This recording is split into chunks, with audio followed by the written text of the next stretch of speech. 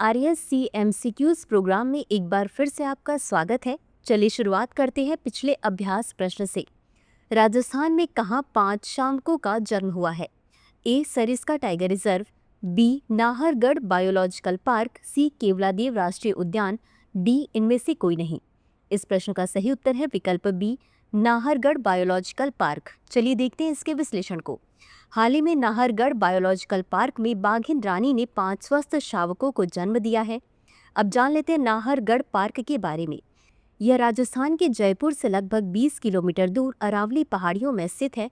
इसका नाम नाहरगढ़ किले के नाम पर रखा गया है, जो जयपुर के संस्थापक महाराजा सवाई जयसिंह द्वितीय द्वारा निर्मित 18वीं शताब्दी का किला था।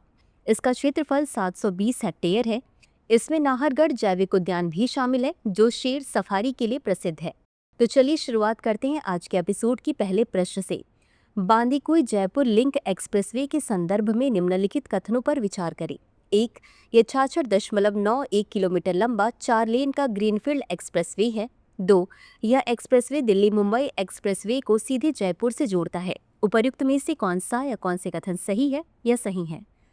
ए केवल 1, बी केवल 2, सी 1 और 2 दोनों, डी न तो 1 और न ही 2। इस प्रश्न का सही उत्तर है विकल्प सी, 1 और 2 दोनों। चलिए देखते हैं इसके विश्लेषण को।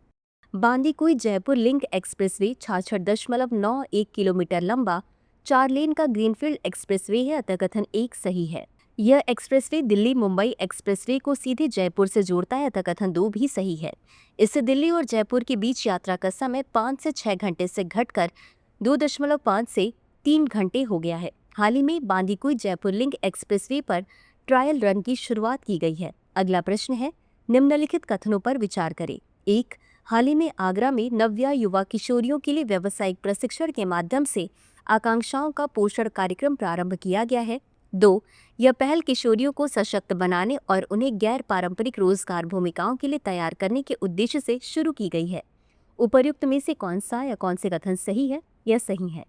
ए केवल 1, बी केवल 2, सी 1 और 2 दोनों, डी न तो 1 और न ही 2। इस प्रश्न का सही उत्तर है विकल्प बी, केवल 2। चलिए देखते हैं इसके विश्लेषण को। हाल ही में उत्तर प्रदेश के सोनभद्र जिले में नव्या युवा किशोरियों के लिए व्यावसायिक प्रशिक्षण के माध्यम से आकांक्षाओं का पोषण कार्यक्रम प्रारंभ किया गया है, अतः कथन 1 सही नहीं है। यह पहल किशोरियों को सशक्त बनाने और उन्हें गैर पारंपरिक रोजगार भूमिकाओं के लिए तैयार करने के उद्देश्य से शुरू की गई है, अतः कथन 2 सही है। अब जान लेते हैं नव्या पहल के बारे में। यह कौशल विकास एवं उद्यमिता मंत्रालय तथा महिला एवं बाल विकास मंत्रालय की संयुक्त पहल है। इसे 19 राज्यों के 27 आकांक्षी जिलों में लागू किया जाएगा, जिसमें वंचित और हाशिए पर स्थित क्षेत्रों को प्राथमिकता दी गई है।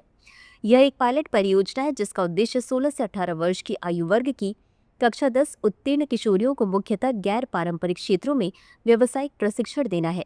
यह पहल विकसित भारत 2047 विजन के अनुरूप है और महिलाओं के नेतृत्व वाले विकास को बढ़ावा देती है। अगला प्रश्न है, बिहार में मनरेगा के तहत ग्राम पंचायतें कितनी नई व्यय सीमा स्वीकृत कर सकती हैं? ए 7 लाख रुपए, बी 10 लाख रुपए, सी 15 लाख रुपए, डी 20 लाख रुपए। इस प्रश्न का सही उत्तर है विकल्प बी, 10 लाख रुपए। चलिए देखते हैं इसके विश्लेषण को। हाल ही में बिहार मंत्रिमंडल ने महात्मा गांधी राष्ट्रीय ग्रामीण रोजगार गारंटी अधिनियम के अंतर्गत ग्राम पंचायत द्वारा अनुमोदित कार्यों के लिए व्यय सीमा को 5 लाख रुपए से बढ़ाकर 10 लाख रुपए कर दिया है। इस निर्णय से ग्राम स्तर पर अधिकतम योजनाओं को स्वीकृति देने की प्रक्रिया सरल होगी और स्थानीय विकास कार्यों में गति आएगी। अब जान लेते हैं मनरेगा के बारे में। मनरेगा ग्रामीण विकास मंत्रालय द्वारा 2005 में शुरू किया गया विश्व का सबसे बड़ा कार्य गारंटी कार्यक्रम है। इस योजना का प्राथमिक उद्देश्य सार्वजनिक कार्य से संबंधित अकुशल शारीरिक कार्य करने के इच्छुक किसी भी ग्रामीण परिवार के वयस्क सदस्यों को प्रत्येक वित्तीय वर्ष में 100 दिनों की रोजगार की गारंटी देना है। अगला प्रश्न है, भारत का सबसे बड़ा कंटेनर बंदरगाह नावा शेवा किस राज्य में स्थित है? ए गुजरात, बी तमिलनाडु, सी केरल, डी महाराष्ट्र। इस प्रश्न का सही उत्तर है विकल्प डी महाराष्ट्र। चलिए देखते हैं इसके विश्लेषण को। नावा शेवा बंदरगाह, जिसे जवाहरलाल नेहरू बंदरगाह के नाम से भी जाना जाता है, नवी मुंबई महाराष्ट्र में स्थित है। यह बंदरगाह भारत का सबसे बड़ा कंटेनर बंदरगाह है और देश के कुल कंटेनर व्यापार का एक बड़ा हिस्सा संभालता है। यह अंतर्राष्ट्रीय व्यापार और समुद्री कार्गो संचालन के लिए एक महत्वपूर्ण केंद्र है। इसी के साथ अंत में देख लेते हैं आज के अभ्यास प्रश्न को। हाल ही में राजस्थान के किस जिले में एएसआई को मौर्यकालीन पुरातात्विक साक्ष्य प्राप्त हुए हैं? ए भरतपुर, बी जयपुर, सी डीग, डी दौसा। इस प्रश्न का उत्तर कमेंट बॉक्स में ज़रूर दें। आज के लिए बस इतना ही। धन्यवाद।